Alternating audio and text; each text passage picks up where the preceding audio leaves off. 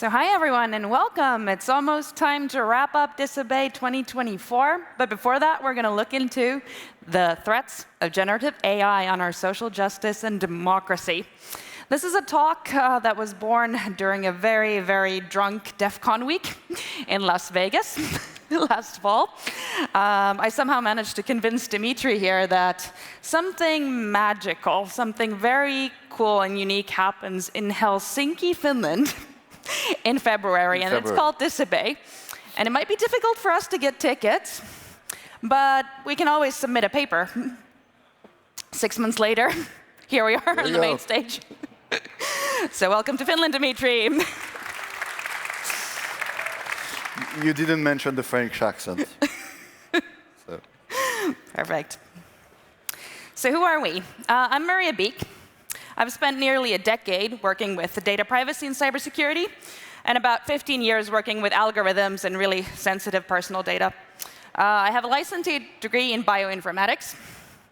And for the past 5 years, I've been trying to build a cyber SaaS education platform called CyberCoach. And yeah, my picture here is from way back when I used to measure EEG, the brain activity of little kids, and figure out on really old computers on how does that brain activity of kids look like. And that was long before I got into cybersecurity and privacy, and now I look back at that time and wonder, what did I do? But it motivates me still today. Yes, so hello, I'm Dimitri. So I'm a product guy and a technology enthusiast, I would say. I spent most of my career on data platform. So I started in the 80s when it was digitizing businesses, went on in the internet where we start looking more at consumers. And I've also done a few years in the IoT space. So human-made, machine-made data is what I've done. Right now I do consulting for security firms, especially in the area of identity lately. And this interesting little picture in black and white here is an Iris 80 computer, which was a French clone of the IBM 360 series.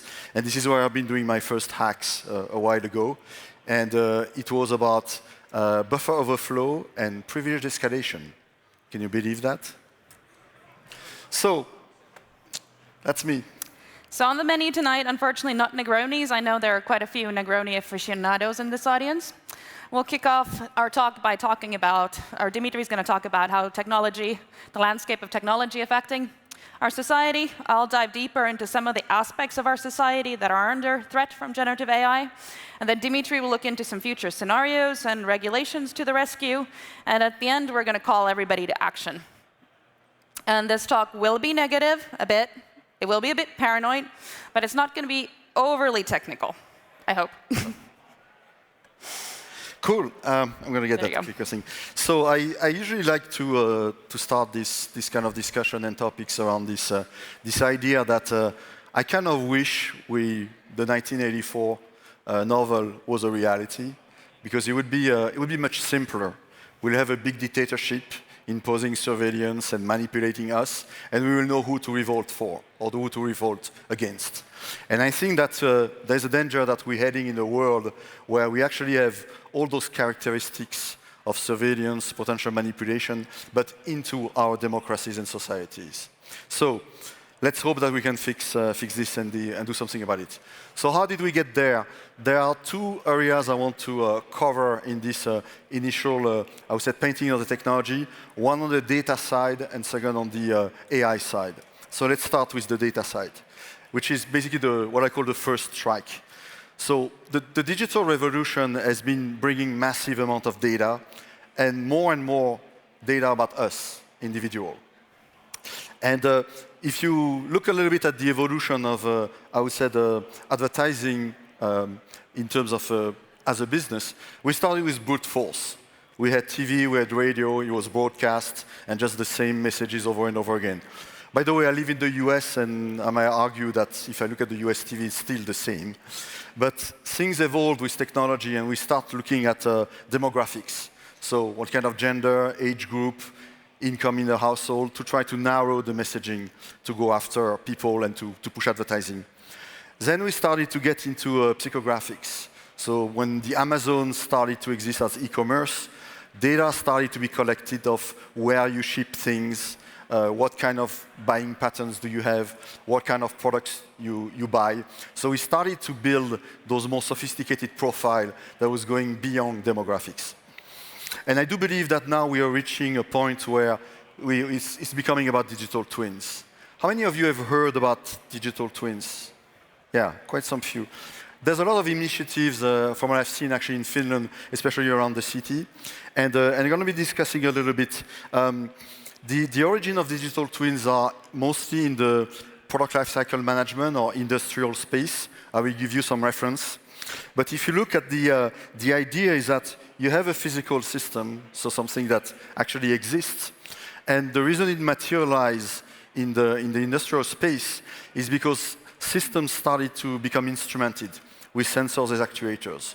So as soon as you have that, you have an ability to digitize the system, and you start creating this digital artifact that is a digital twin. By the way, twin is a very bad name. It's more a digital self, if you want, because twins are two different organisms in nature. So here it's really a physical twin and a digital twin, but they are tightly related and tightly connected. Now, what are the components, the main components of those digital twins? You can think about structure, behavior, and context. Structure are basically you can say the static characteristic. Size of the machine, weight, materials, 3D blueprints of the machine, so all the static characteristic. Behavior is what you can observe or change during operation. So if it's a jet engine, what is the rotational RPM of the turbine, the rotation of the fan, all those kind of elements. And you get usually this data through the sensors, and you can alter the behavior through the actuators. The final one is the context. The context is, and it's a very broad term here, is it's in which context that the system operates. Obviously, the weather conditions are one of the aspects of context. But you will also have the history of maintenance. You would have, is there a business model, a financial model attached to that? So in a very, very broad sense. So, and this has been used, we'll see some of the use case of that. Now, I'm not going to cover this one. This is more reference of where the concept comes from. So you have the link here. The concept was created by a gentleman called Michael Greaves. And again, these are a lot of applications in the industrial space. In the industrial space, what do we do with those digital twins? Fundamentally, monitoring, remote control, and the ability to do predictions and take actions for those predictions. Now, if you look at industrial assets like power plants or jet engines, it's very interesting to be able to monitor them, control them, and know when there is going to be a failure so we can act before the failure and prevent downtime. But the same concept can be applied to any type of entities. And this is where I'm getting into there are digital twins of human.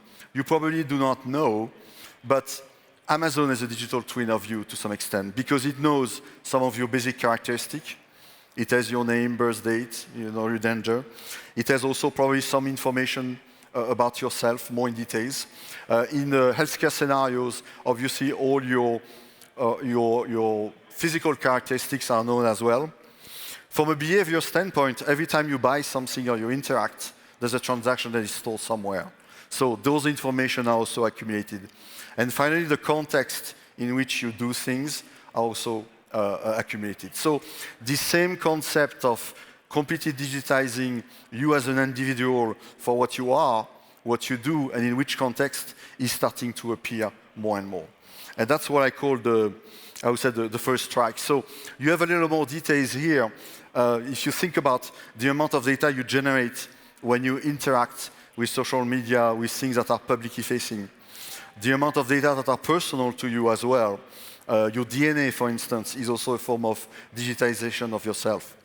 Think also about what you're doing when you interact with businesses, when you do banking, when you do whatever, and also at work now. More and more we start to see records being kept of your activity, whether you Slack or you message for your work. Now, what is kind of reassuring at this moment is that there is no centralization of this data, obviously. It's fragmented in different systems, but it exists. And I think that's going to be one of the major risks in the future is when systems are starting to be able to connect all this information together and create a very accurate representation of you as an individual in a digital format. So this is where I see evolving the amount of data that is captured about people, and that should give you a pretty good idea of the potential possibilities that exist here. Now, the second strike has to do with the emergence of AI. There's two parts here. So we all know that AI started actually much earlier than nowadays. It's probably in the 60s and 70s, and we went through the big AI winter. Now, at the end of this winter, when we start having big data and the flexibility of cloud, we started to use those, I would say, first-generation models. And what these AI models were initially doing was typically classification, classify you into groups, categorize you, and also getting predictions. And we will see plenty of examples when Maria covers some of the things that keep us awake at night, that just these models of classifying you and doing predictions of what might happen can have a significant influence on basically your position on society, in society or whatever. Now, I would say that these models are obviously interesting, but they still realize a lot of expertise from the people that build the model. Now, the second part is now we're getting into Gen AI.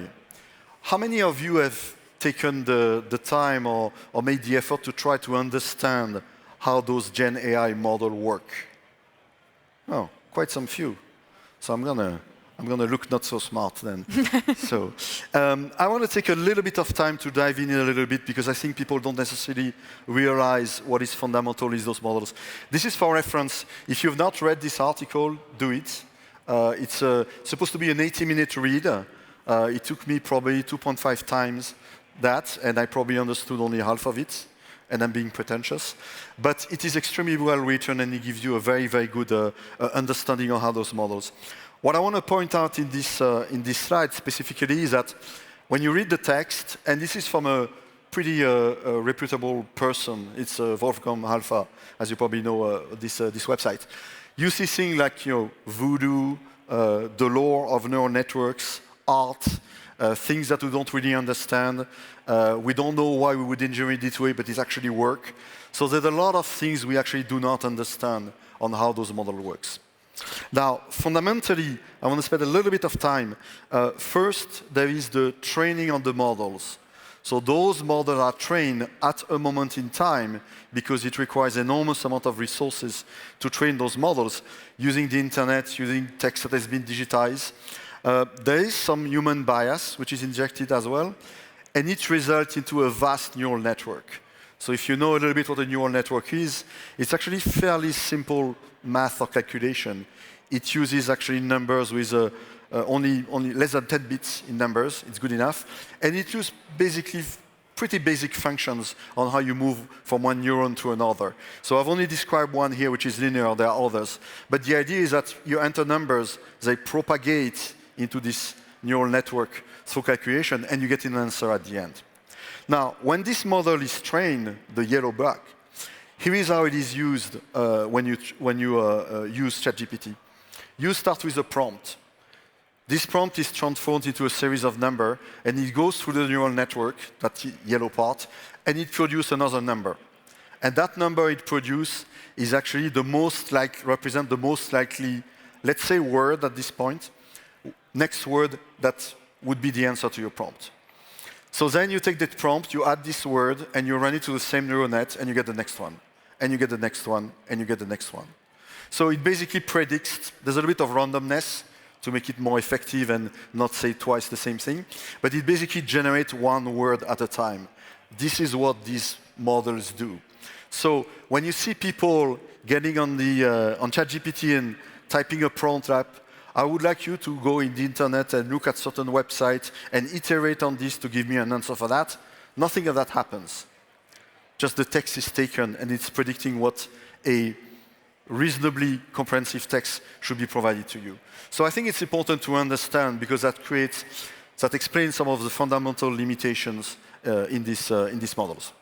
So enough on neural models. Now, what is concerning, at least what we believe is concerning when we prepare this talk, is that you will hear a lot of people talking about bias, about data ownership, about whether these models are becoming close to general artificial intelligence, whether they have a conscience or not. And these are valid concerns. I'm not going to disagree on that. I'm not going to say it's not important. But we do believe that there are more important things to worry about. The first one is, in the previous generation of AI, you had to be a computer scientist. You had to program in Python. You had to have pretty in-depth expertise to build those models. Now you can just use language to interact with the AI. So this is a significant change. It means that it's going to cost much, much less to use AI models than it used to be. So that's a very important point. And it's also an order of magnitude in terms of being able to consume and produce text. You put text in, you put a question, you get text out. And you can use this text in other models. So the ability to generate is really enormous. And by the way, it's not only for text. It can also, the same technology, as you know, can be applicable to images, video, speech. So it is, I believe, very strong in terms of the engagement that it can create with individuals. So that's some of the very important elements I think you should consider when you look at this technology. Now, have any of you experienced trying to actually customize GPTs? So I highly encourage you to have a look at that. And I'm by no way a specialist. I'm also discovering a lot of things in this context. But so I went on ChatGPT and I started to create my own personal GPT. And I instructed this model. I told ChatGPT that I wanted to build a GPT to make people aware about the risk of vaccine. And I insisted on the risk. I actually told the system, I'm going to give you data. I'm going to give you my own research that supports that, and I want you to put an emphasis on the risk of vaccines. And I even asked him to generate that picture that you can see here, which I think looks pretty scary. If you were to inquire about viruses and you would get that as a chatbot, you probably would be a little bit careful. So, and again, the point is that whoever wants with whatever data can go in this system and start building a conversational entity that will actually mimic what you put into it. And again, you don't need Python for that. You don't need programming skills. You can just use language. So imagine the availability of this technology and what is the potential behind that. So I talk about some of these, what I believe are very important technologies to understand in terms of collecting data about people and organizing them around digital twins, and how we can now use AI using language to do things with that. And we're going to see some of the effects of all that. So part 2. So we've all seen this AI technology take over our society by storm. We can call it a revolution, we can call it an apocalypse, but no doubt it has had a massive impact on all aspects of our society, despite the fact that we do not yet understand how algorithmic bias, how bias in AI models work, and we're very, very, very far from controlling it. I'm sure almost, if not everyone in this audience has heard about algorithmic bias, but one thing that is important to understand about algorithmic bias is that it is highly unlinear and unpredictable. Even the smallest biases in the data set and inputs during the algorithm development can actually lead to really, really unpredictable and unlinear outcomes, and unfair outcomes. So this butterfly effect thing we've known about for about 70 years, that it's a small flap of a butterfly's wings and suddenly have a tornado in Texas, and I think that is something that we will see increasingly with AI. This is a draft model that I've been coming up with for my PhD thesis. Please don't cite me on it yet, but it is intended to showcase kind of what are the different areas in our society that will be affected, adversely impacted by AI bias and AI technology in general. Well, we have public health, we have medical care, we have economy and infrastructure, we have nature.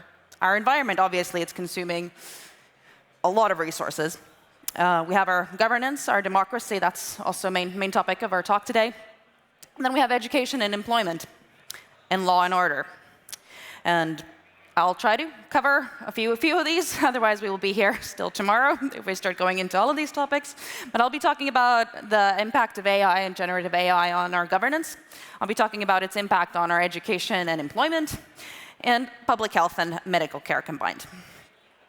Well, we all know that AI has had effects on our democracy. It's already happened. And even before generative AI, we have this thing called political micro-targeting. These political campaigns in different countries around the world were utilizing mundane marketing technology in order to target us as individuals.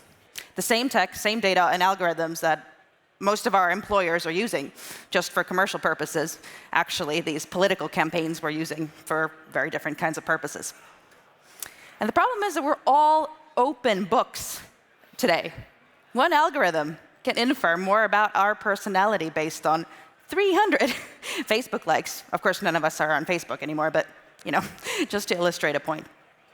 And that can tell us more about us than maybe even our spouses know. It is really, really, really scary. So before we had personality inference, and we combined it with marketing tools, we were able to manipulate voters. Today, still going back a little bit, and that worked. If you had a lot of money, Trump's campaign threw $70 million a month at this. And they won in 2016. And they utilized a lot of data about our interests and rich profiles about us, crafted by Cambridge Analytica. You'll talk about it a bit in detail later, Dimitri, as well as the RNC. This is just have to include this because I don't think you can give a talk at this debate without having a Star Wars reference, since the Trump campaign manager, digital campaign manager, Brad Pascal, actually referred to their marketing juggernaut that was used for this political micro-targeting as the Death Star. I don't think he actually saw Star Wars. It's actually used by the bad guys, and it didn't exactly work in the end. But funny story nonetheless. But today, we have personality inference, all these algorithms that know so much about us. And we have generative AI, which means that we have a manipulation machine at scale. I can give ChatGPT or whatever Gen AI algorithm a little piece of text and then information about people's personalities, and I can target so many different kinds of people all over the world, and I won't even violate their policies. It's really, really scary. So what's there to worry about? Well, what's left of our democracy if the winner can just buy the most, or if the one who wins our elections is always the one that can afford the most data and can afford the best micro-targeting and advertising? We need to remember that this doesn't affect us all equally. There's massive, massive inequality in this. Those that are already most vulnerable in our society are actually the most susceptible to this type of voter influencing. Those of us who are better off, we can actually afford privacy. We use much more secure phones, much better controls, and we've been taught information literacy. And to make it even worse, and I'll probably say this a few times to make things worse, because there's always a way to make things worse, is that laws and regulations are not going to stop foreign authoritarian regimes from influencing our elections. So we in Finland can say that, hey, we're not going to have any of this, we're not going to have anybody intervening with our political campaigns, and then we can't do anything about our neighbor or some other country across the pond. And it really doesn't end here, but I have to sort of rush in order to get through this. There are impacts on our employment and education, really, really scary stuff. Schools are worried about privacy and the use of generative AI. Everybody's worried about that. Every country, this is a very, very, even though the graph looks old, this is a very, very recent study by on the OECD nations on the outlook for digital education. Everybody's worried about privacy and the use of AI at schools, yet 0 countries regulate it today. It's 9 that have some sort of guidelines and 2 that have some sort of regulation in draft. But today, all sorts of schools all over the world are using Gen AI, and we're not able to regulate it one bit. Lots of things to worry about. Kids are being screwed up from the very early get-go. Those that are in better school areas will be getting better AI education and will be set off to a better path in life. Privacy is not part of free AI tools, so we have to wonder, will kids from these poorer school districts actually have no right to privacy? And what is the impact of to them later in life. Is there ever going to be such a thing as voluntary consent in schools? Can my mom tell my teacher that don't do this to my data? That doesn't seem very plausible. Then we have to think about all these schools. Many of them are public systems. And of course, the more poor school districts tend to be public systems. So the data is accessible by government. What will they do with it? And the very real reality we're living in today, teachers are super overworked. They are spending a lot of time manually assessing kids that they don't have, so they would like to speed this up with Gen AI, so it's already happening today because everything is so under-resourced. And these overworked teachers, they're not going to wait until this bias that we don't understand or control is going to be eliminated. They're already starting using it. They're not going to wait for the laws either. And then again, doesn't end here. So you're kind of screwed from the very beginning already in this school, if you're in school now. But it's actually happening for us adults as well in our working lives. So AI is being used to make hiring decisions. 98% of Fortune 500 companies are using these systems called ATSs, applicant tracking systems, to automatically, based on some sort of proprietary machine learning algorithms, to screen and automatically reject a lot of the candidates. And these ATSs are getting creepier by the day. They're coming with social media integrations. They're recording your video. It's not just what you input. And in addition to that, they are integrated with all these systems that, for example, a system that records your credit score or checks for your criminal record. Imagine feeding that to a proprietary machine learning algorithm. Not so fun. And you don't even need to apply for a job. Some of these providers, like Workable, they've been training their AI model, their proprietary machine learning algorithm, with the data of 400 million professionals. That's probably some of us in this room. And they can build rich profiles based on this data. Our expected salary, even if haven't ever looked at the job, they'll still find us. And there's a magical Chrome extension, whatever that means. But I don't know how many of you feel like Jake over here, but I definitely am not very comfortable with this. And it's even worse if you're a low-income employee, because nobody's going to care to spend any time on you. There are tools like HireVue that will just take your video, so take your application, then they'll take your video, and then all of it will be processed by AI, and then you might not get the job, or you don't, but people won't spend any time. And again, proprietary machine learning algorithms. There's not much transparency around this. There's no way, as an applicant, that you will be able to understand how these work. It's not part of their privacy notice. It's also part of my PhD research. I've been trying to dig through these privacy notices and what are they actually telling us about their AI, how it works, what are the inputs, where do they collect the data, am I part of that algorithm training even though I haven't interacted with the company? None of that is very transparent. It's scary. Some, like HireVue, they put up an AI explainability statement on their website. 29 pages. Me with a postgraduate informatics degree, I can't understand any of that mumbo-jumbo and actually what they're doing, so good luck to most people that are subjected to the automatic screening by HireVue. And many of them, these technology companies, they just say that, hey, I'm a processor. I'm just processing your data on behalf of your prospective employer, so it is a mess, to say the least. And it doesn't get any better after you're hired, because then your employer is building all sorts of intricate risk scores and profiles on you. So what's there to worry about all this? Well, how fair is that? That if you're a lower income, high volume employee, that you have to give up more data about yourself and get the AI treatment? I don't think that's very fair. And most of all, is there even such a thing as consent when it comes to hiring decisions? And I mean, I'm a job applicant. I need a job. If I say no to your data processing, you're not going to consider me. There is no such thing as freely and voluntarily given consent in this context. And we have some laws in Europe, but like the law that you're not supposed to look at any candidate's social media profiles. You're not supposed to do any Google searches on them.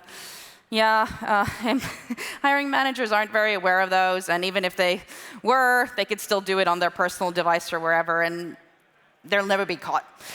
And then there's all these free AI tools. And again, we're super busy in our work. So why don't I dump these 100 and something CVs that I received and just tell ChatGPT who I should interview, or ask ChatGPT who I should interview?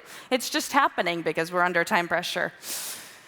And there are so limited laws to protect employee and job seeker privacy in the US. We have some things in Finland, but very, very, very little in the US.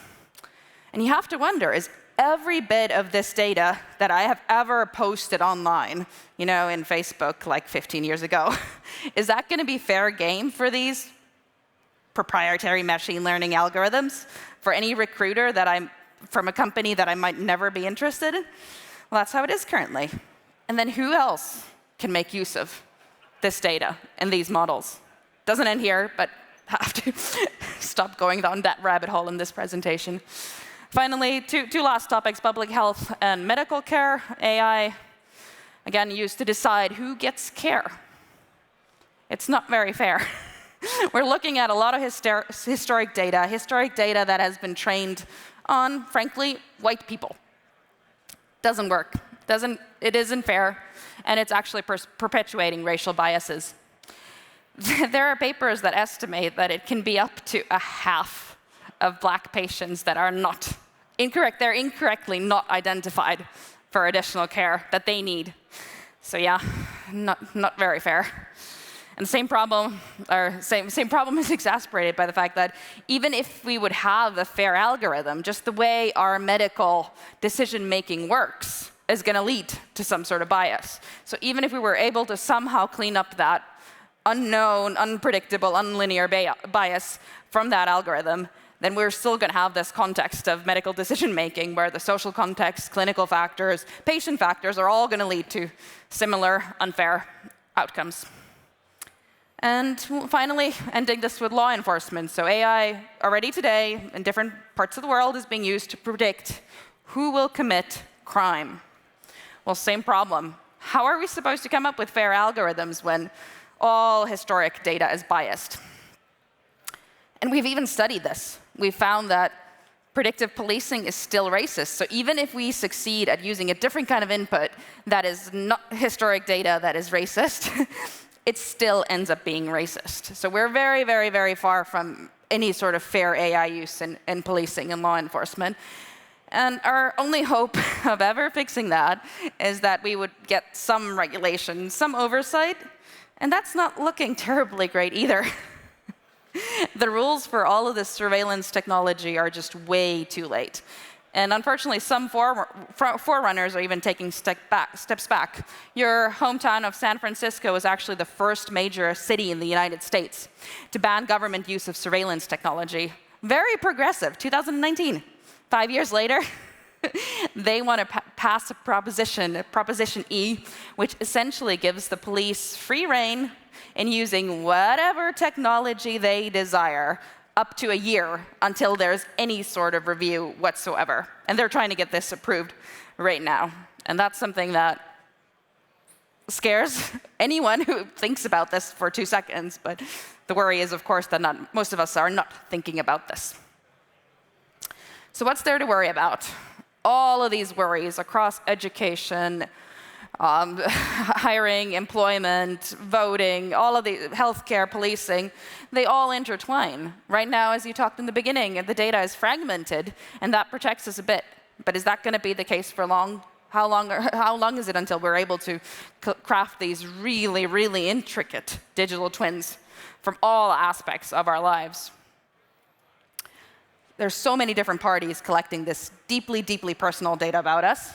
And again, even if we were able to regulate this domestically, and I have high hopes for Europe sort of getting something done right, we can't control the entire internet. If I have a LinkedIn profile, it's still going to feed the ATS systems in the US, no matter what they say here. And all of this data, we fear, can be used against us. And what's worse is that those that are currently vulnerable today are actually becoming more vulnerable. 16 to 58% of women have already experienced technology-facilitated gender-based violence.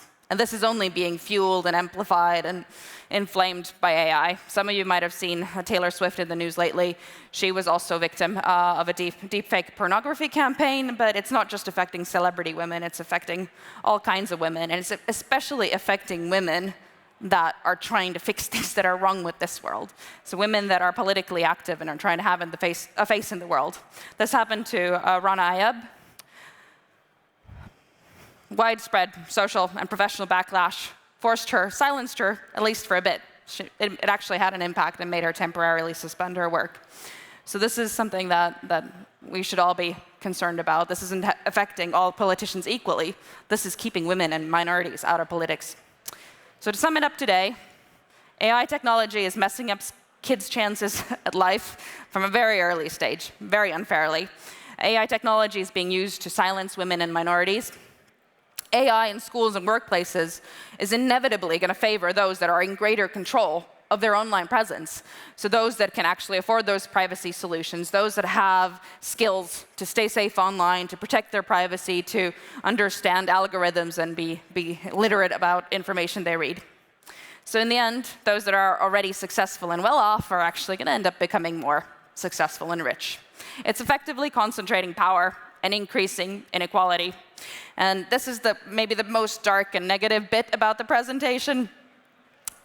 But we hope that it's not going to be that way. We hope to call you all to action, to steer this ship in an entirely different direction. Here you go, Dimitri.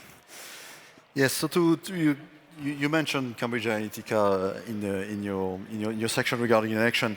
And if you look a little bit, we want to go back a little bit to the technical aspect on how those influences or campaign or bad behavior can emerge.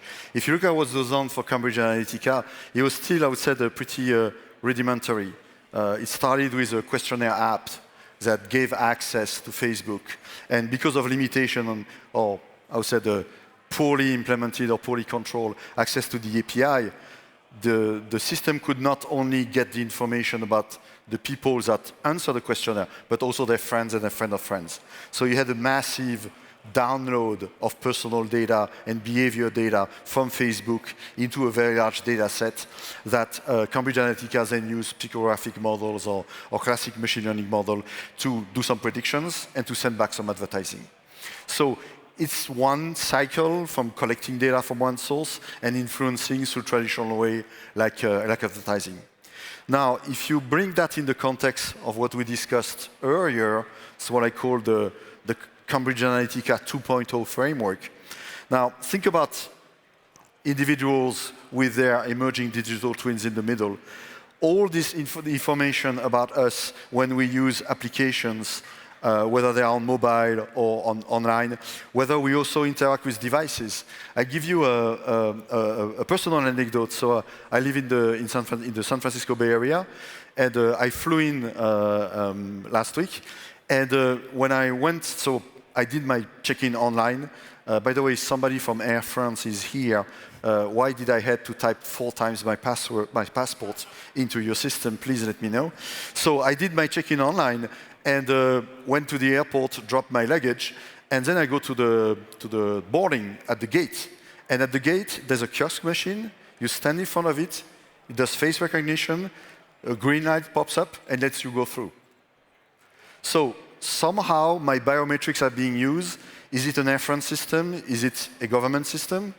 Is the biometric locally on the device? Is that a hash of my biometric? I have no idea. And by the way, I don't recall having consented for my biometric to be used for that. So even kiosk devices, your car records your behavior. I'm not sure you have a lot of solar panel in Finland, but solar panel capture data about yourself as well. So imagine all these data that exist in these apps in the cloud about yourself. Now, add to that the fact that increasingly we're going to be interacting with those conversational large language models who are also collecting data, and some of it will also make it to the cloud. So, yes, today our digital twin is kind of fragmented, but there will come a day where my friend anti-vax or vaxxaware here is going to be able to pull in all those yellow portions of your digital twin that are in those different systems. And this is where I believe we're going to face some very serious threat or issues or problem here. Now, regulations, right? We're safe. By the way, whoever gets the reference here, the two first people that find the reference, come see me, I buy you a beer. I mean, I'm not implying that we should not have regulations. Regulations obviously are an effective tool. But I tend to think that, as you were saying earlier, they come too late. I mean, it's the classic example. We do fire extinguisher when there's many fires, and we do seat belts when people die. So, and if you look at what we have in regulation today, and I'm by no means an expert, but when I look at the different components, the first one, consent, I really have a problem with consent. I'll tell you why.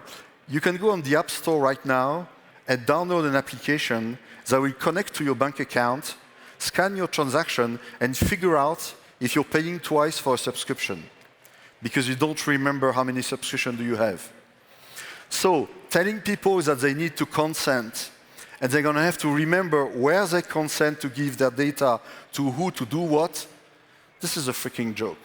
And understand that consent, and that consent somehow being actually free. And actually, you're totally right, assuming people understand the consent. But even if you understand it, accept it, you're never going to remember it, unless you have a map, like I showed you with your digital twin, where you see all the different vendors and everywhere where you have consented data and can click on it and turn it off.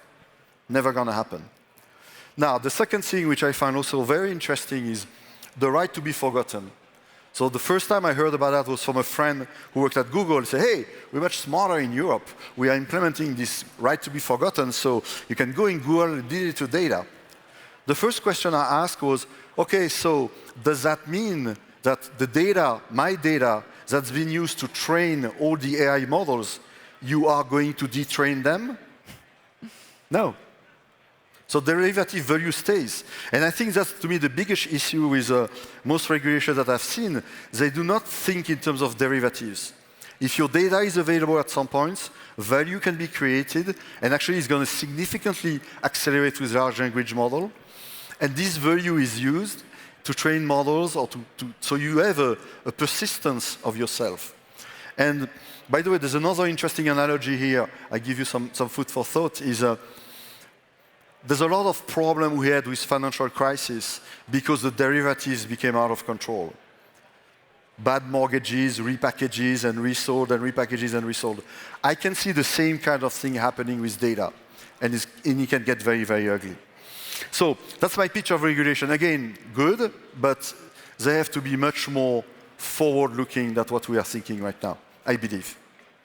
Now, I want to give you a final thought before we explore what we can do and how maybe you can help. We don't live in pure democracies, because a pure democracy is where the majority decide for the minority. And that could have very bad effects. Anybody from France in the room? Oh, yeah, so they're not all on strike.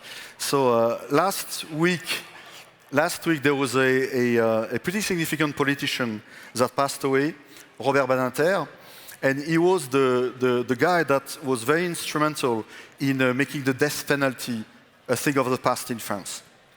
So, and it's pretty interesting because if you look at some of the polls I see in France right now, and if we were to use one of the pure democracy tools, a referendum, where you ask all the people whether they are against or for bringing back death penalty, we probably will have a bad surprise here. So we don't operate in pure democracy. We operate in republics. What is the difference? There is a constitution. And the constitution limits what you can do to the rest of the people that didn't vote for what you were asking them. It is my belief that the impact that digitization has on humans, people, and society is such that we are going to have to put digital principle deep down into our constitutions.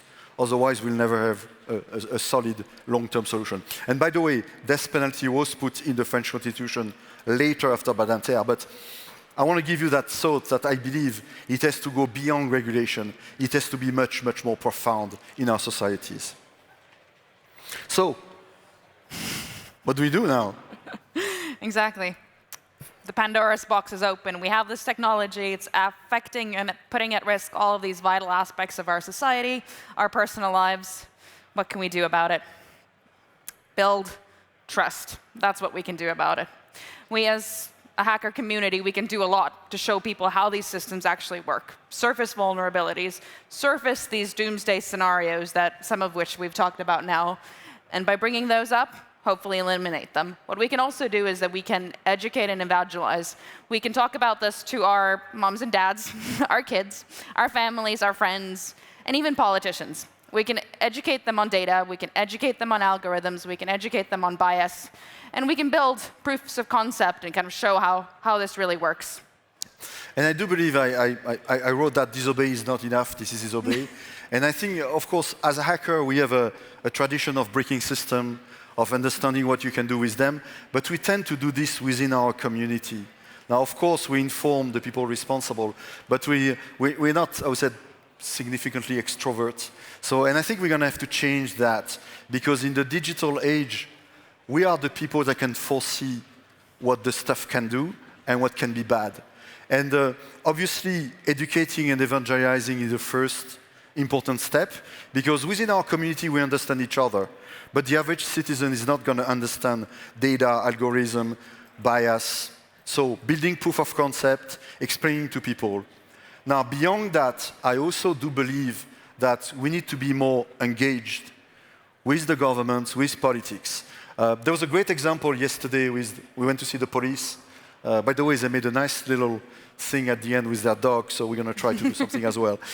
So I think it's great that we now see agency coming to this community and asking for help. I've been going to DEF CON for 12 years now. My first DEF CON was DEF CON 20. And when I discovered DEF CON, there was this, for those of you that have been there, there was this spot the Fed thing. You had to, because obviously the federal government would send people at DEF CON to see what those hackers guys could do. So that was the case 12 years ago. In the past 2-3 years at DEF CON, actually you see presentation from the federal government. You see presentation from officials. So they're coming here to learn and understand for the community. So that's the first step. But I think that the second step is some of us will have to step up and be much more engaged and really do things, because we have to shape the society of tomorrow. It's okay to break things. It's okay to be the experts. But we have to generalize that much, much more. You've been a wonderful audience. We wanted to give you a little bit of comfort here. I'm not a dog person, I'm a cat person. And ultimate by the way, form of trust. Cats are predators. So when they are like this and they feel safe, trust has been built. So that's what we need to do with our fellow citizens in our societies. We won't have a ton of time for questions, so I want to encourage every one of you to reach out to us during the last remaining hours here, or then after the fact. There is Dimitri's X account and my LinkedIn account, so through either way. We're kind of hoping to get together a small community around this topic. Maybe we could do some things together that would definitely more than some of you are interested. I think that what we try to do in this conversation is to give you ideas, give you directions. I think that the next step will be to build some proof of concept of this danger that exists using LLMs. So anyone that wants to participate into that, that's the next step, I believe, in this line of thoughts. And I have some holographic AI apocalypse stickers in my fanny pack, so come ask. But you might need to contribute also. Cool. Cool. You've been a great audience. Thank you so much. And now you can enjoy the ceremony.